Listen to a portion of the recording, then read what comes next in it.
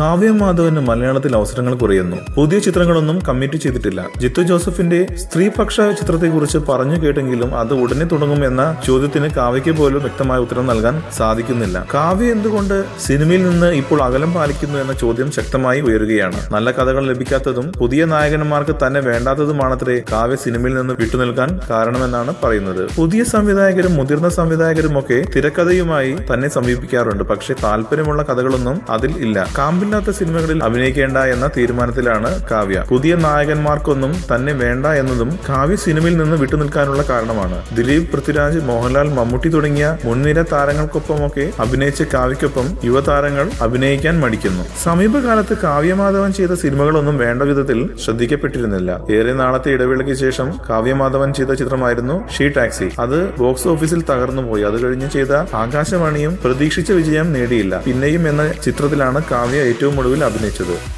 കൂടുതൽ സിനിമാ വാർത്തകൾക്കും വിശേഷങ്ങൾക്കും ഇപ്പോൾ തന്നെ സബ്സ്ക്രൈബ് ചെയ്യൂ മലയാളം ക്രിയേഷൻസ്.